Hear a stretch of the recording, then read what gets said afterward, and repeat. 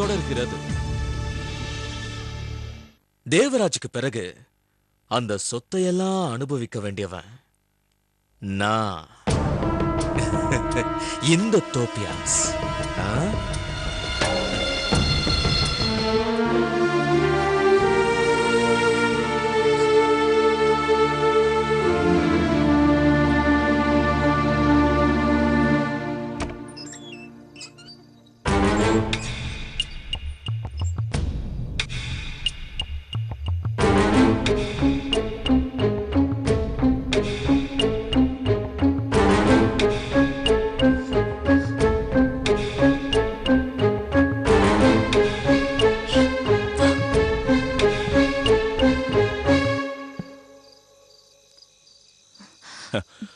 என்ன பார்க்கணும்னு சொன்ன?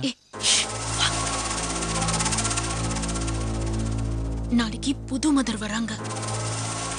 வரட்டும், நமக்கு என்ன? மாணிக்கம், மகாவோட அப்பா அம்மாவை அடையாளம் கண்டுக்கிட்டா அவ அவங்க கூட போயிடுவான். உனக்கு கிடைக்க மாட்டான்னு சொன்னல. ஆமா,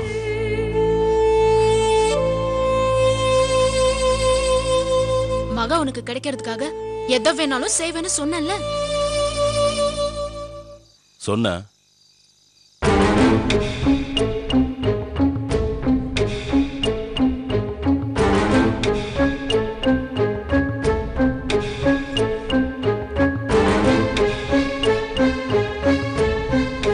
அப்படின்னா இப்ப நான் சொல்றதை கேட்டுக்கோ. சரி.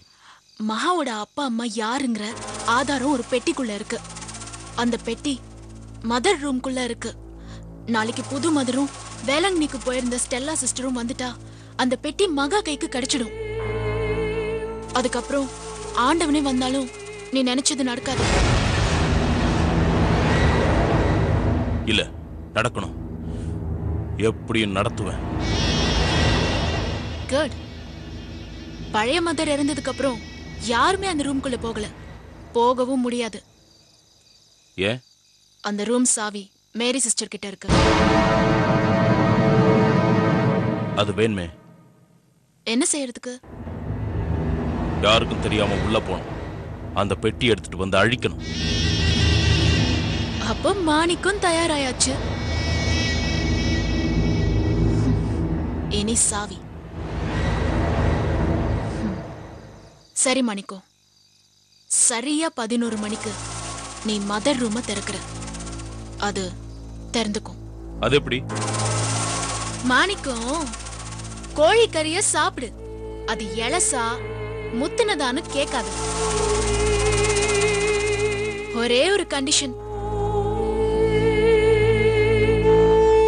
பெட்டி என் கைக்கு வரணும்.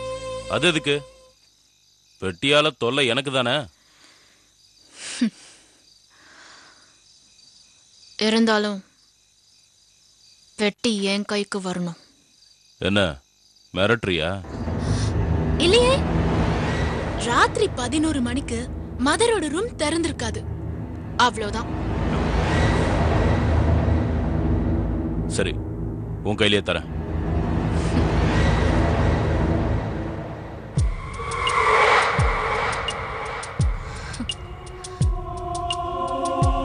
துப்பாக்கி ரெடி. தோட்டா வேணுமே.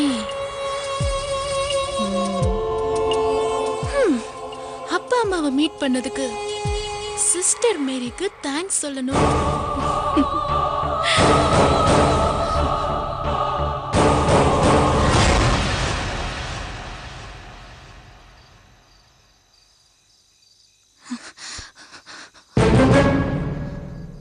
எங்கடி போயிட்டு வர? மேரி சிஸ்டர் ரூம்க்கு. எதுக்கு? தேங்க்ஸ் சொல்றதுக்கு.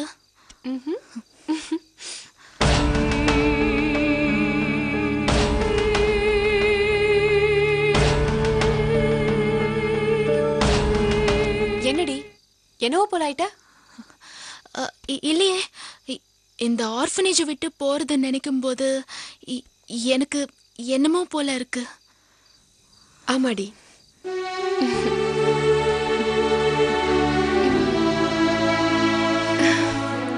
நம்ம வாழ்க்கையில ஒரு பகுதிய இங்கதானே கழிச்சிருக்கோம். சந்தோஷம் வரும்போது தட்டி கொடுத்து, நாம தப்பு பண்றப்ப கண்டிச்சு நம்மள நேர் பாதையில நடத்தினவங்கள எப்படி பிரிய முடியும்?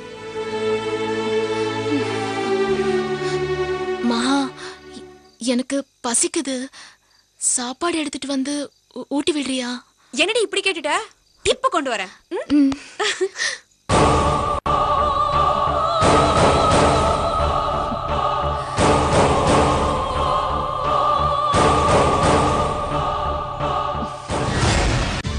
மகாராணி ஒரு சிறிய இடைவேளைக்கு பின் தொடர்.